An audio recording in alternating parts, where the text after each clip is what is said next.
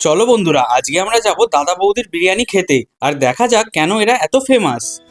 তাই সকাল সকাল মেসোর গাড়ি করে আমরা সবাই বেরিয়ে পড়ি ব্যারাকপুর যাওয়ার উদ্দেশ্যে। আর আজকে আমার ব্লগিং পার্টনারদের সঙ্গে তোমাদের একটু আলাপ করাই, মিট পুপান আর পুপু। সানডে এত সুন্দর ওয়েদার আর সঙ্গে হাইওয়ে, আর কি চাই। যদিও বাইরে বেরোলে কেমনে মরে যাবে। আচ্ছা। এইদিকে পুপু বলছে, শুভ দাদা কলা খাবে নাকি। আর এইদিকে আমি আশেপাশে একটু রাস্তাঘাটগুলো চিনে নিচ্ছিলাম আর কি। এবার দেখতে দেখতে আমরা চলে আসি ব্রিজে। চলো দেখি তোমাদের কে কে এই ব্রিজটার নাম জানো, ঝটপট কমেন্টে জানিয়ে ফেলো। ভিউয়ের মজা নিতে নিতে আর গান ফুল দামে শুনতে শুনতে আমরা চলে আসি ব্যারাকপুর স্টেশনের কাছেই। আর তার ঠিক উল্টো দিকেই রয়েছে এই ফেমাস দোকান। বেলা 11টায় এমন লাইন দেখে ভাবলাম আজকে আর খাওয়া দাওয়া হবেই না। গাড়ি পার্কিং করে আমরাও দাঁড়িয়ে যাই সবার মতন লাইনে। জাস্ট একবার দেখো লাইনটা। আমার পেছনে আরো 50 জন বোধহয় দাঁড়িয়ে ছিল। আর আমাদের উল্টো দিকেই যারা পার্সেল নেবে তাদের সব লাইন ছিল। চলো এবার আমরা ভেতরে যাই।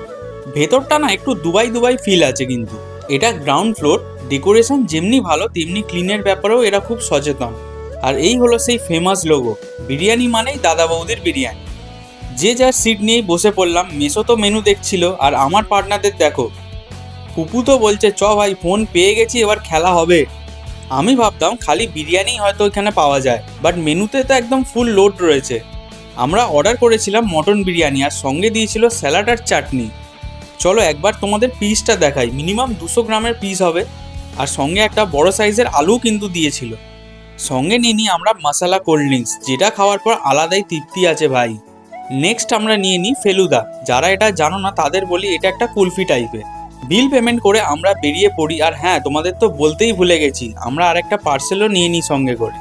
দেন একটা ফুলের দোকানে মাসিরা দাঁড়ালো, বেশ দারুণ তাই না ফুলগুলো। তারপর আমি আর মেসো চলে আসি পার্কিং সাইডে, গাড়ি নিয়ে বেরিয়ে পড়ি আজকের নেক্সট ডেস্টিনেশন অন্নপূর্ণা মন্দির। চলো মন্দিরটার একটা ভিউ তোমাদের দেখাই। আচ্ছা সত্যি করে বলো তো, পুরো দক্ষিণেশ্বরের মতন লাগছে তাই না? ঠাকুরের ফটো তোলা মানা, তাই দেখাতে পারলাম না। এইদিকে আমার পার্টনারদের দেখো দেখো, পায়রার পেছনে পড়ে গেছে। একটু ঘুরে চলে আসি আমরা এই মন্দিরটার ঘাটে। দারুণ এই সানসেটের ভিউটা, যা সত্যি অসাধারণ, তোমাকে একটা ফিল দেবে। চলো তোমাদের কিছু কথা বলি। সবার ফার্স্ট হচ্ছে 4 হুইলার গাড়ি রাখার জন্য বিশাল সমস্যা। লাস্টে আমাদের গিয়ে কেএফসির নিচে আন্ডারগ্রাউন্ড পার্কিংয়ে আমাদের পার্কিং করতে হয়েছিল।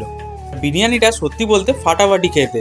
খালি বিরিয়ানি না, আমরা যা যা খেলাম সবকটাই ব্যাপক। তাই জন্যই এরা এত ফেমাস। চলো আজকের মতো আমরা তো খুব এনজয় করলাম। তোমাদের ব্লগটা কেমন লাগলো তোমরা কমেন্টে জানিও। টাটা।